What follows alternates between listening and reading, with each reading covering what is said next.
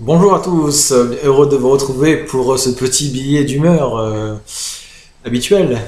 Cette fois-ci, je voudrais vous parler du Brésil, le Brésil que tous les observateurs du football mondial dénigrent. J'ai l'impression, enfin en tout cas c'est l'impression que ça me donne quand j'entends parler tous les journalistes, les observateurs, les suiveurs, les supporters. Le Brésil est faible, le Brésil est mauvais, le Brésil est incapable de battre le Mexique.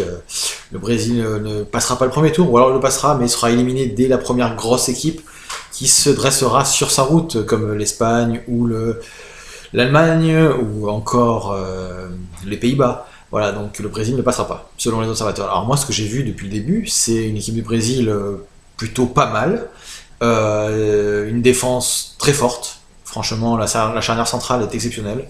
Avec Thiago Silva et David Luiz, c'est très très difficile de franchir ce mur constitué par les deux défenseurs centraux brésiliens. Ensuite, il y a des latéraux très offensifs, mais qui savent aussi donner des coups quand il le faut, gagner leur duel face à leurs adversaires. J'ai nommé Dani Alves et Marcelo. Marcelo qui en plus a un apport offensif non négligeable, qui est bon dans les centres, qui est très technique. Et fort de cette assise défensive, je vois vraiment pas comment d'ailleurs, le Brésil ne peut pas être parmi les favoris, rien qu'avec une défense où elle prend pratiquement pas de but. Elle a pris un but certes face à la Croatie, mais c'était un but contre leur camp des Brésiliens, et franchement c'est un peu miraculeux. Franchement cette défense est infranchissable, le gardien brésilien a fait très très peu d'arrêts, très peu d'occasions franches ils ont concédé, et je pense que c'est un gage d'une grande solidité, c'est un gage pour aller très loin. Donc en plus ils jouent chez eux. En plus de cela, il faut quand même noter qu'il y a des phénomènes dans cette équipe. Le jeune Neymar, 22 ans, est quand même un joueur très technique, très créatif, très bon. Alors certes, il n'est pas super bien entouré. Certes, le sélectionneur brésilien n'a peut-être pas trouvé la bonne formule. Il met beaucoup de milieux défensifs, les Paulino, les Luis Gustavo, et que sais-je encore, j'en peux même plus des noms, tellement c'est des joueurs interchangeables. Ramirez, voilà, qui n'ont pas vraiment de créativité. C'est des besogneux, mais en même temps, vous allez me dire, mais France 98, c'est quoi? C'est Deschamps, Carambeu, Bogossian, petit, 4 défensifs carrément au milieu, avec le seul Zidane devant et un peu un Djorkaeff en 9,5 qui crée le jeu. Mais à la base, c'était des durs au mal, des tacleurs, des gratteurs de ballon, et les Brésiliens, c'est ce qu'ils appliquent. En 94, quand ils ont gagné la Coupe du Monde, c'était une équipe quasiment de bourrin, je tiens à le dire, avec des Dunga, des Branco, que sais-je, je ne me rappelle même plus des noms, mais c'était des besogneux, et devant il y avait juste Romario, Rivaldo, Bebeto, enfin plutôt Romario et Bebeto, et ça suffisait pour faire la différence, du moment que la défense était solide, le milieu de terrain très renforcé, ça suffisait. Donc moi je vois pas d'objection au fait que le Brésil ira très loin dans cette compétition, je vois pas qui peut les battre en fait. Hein. Ils prennent pas de but, ils ont des joueurs très créatifs devant, Neymar, Oscar, Willian, Bernard, le petit jeune Bernard est vraiment très très bon. Après, il y a d'autres joueurs qui sont peu rentrés. Je pense à Hernandez devant la Croatie, il a dû rentrer 10 minutes.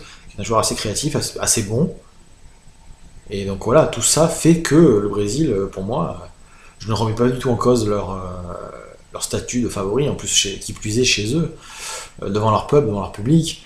Voilà. Après, c'est vrai que les attaquants, que ce soit Fred, Joe qui est rentré, Hulk, c'est un peu des bruits de décoffrage, et on se demande même pourquoi Brandao n'est pas dans l'équipe, parce que finalement, il a leur niveau. Mais en 98, je fais toujours le parallèle en fait avec la France, hein, mais la France était une solide défense, et c'était surtout donc un créateur Zidane, donc là je pourrais dire Neymar, je pourrais dire une défense Blanc de Sailly, Lizarazu, et j'en rappelle plus l'arrière droit, si Thuram. Et c'est pareil pour le Brésil, il y a des cadres de derrière très talentueux. Et il y avait Guy Varche devant et Dugarry, c'est-à-dire des joueurs qui n'avaient pas le niveau international du tout. Et la France a été quand même championne du monde.